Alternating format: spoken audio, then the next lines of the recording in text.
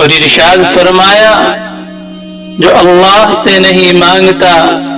اللہ اس سے ناخوش ہوتا ہے، یعنی دنیا کے لوگ مانگنے سے ناخوش ہوتے ہیں، مگر اللہ تعالی کی ذات وہ ذات ہے جو مانگنے سے خوش اور نہ مانگنے سے ناراض ہوتا ہے۔ کہ کسی انسان سے اپنی حاجت مت مانگو،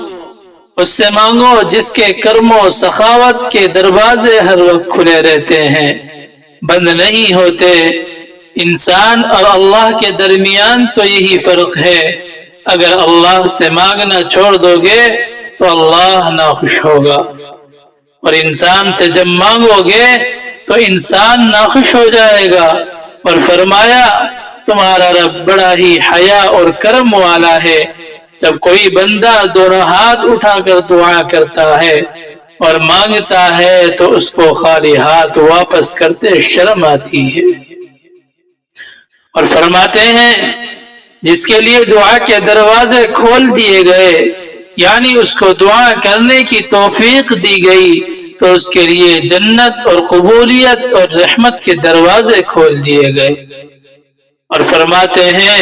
جس کو یہ بات اچھی طرح معلوم ہو کہ مصیبت اور پریشانی کے وقت اس کی دعا قبول کی جائے تو اس کو چاہیے کہ آرام اور کشادگی اور فراخی کے وقت دعا کرتا رہے۔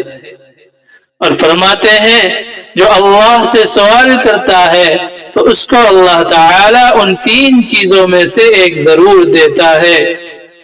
نمبر 1، یا تو اس چیز کو عطا کر دیتا ہے جس کو وہ مانگتا ہے، یا اس سے بہتر کوئی چیز دیتا ہے، یا اس سے بہتر کوئی چیز دیتا ہے، یا اس کے ذریعے سے کوئی بڑی آنے والی مصیبت کو دور کر دیتا ہے۔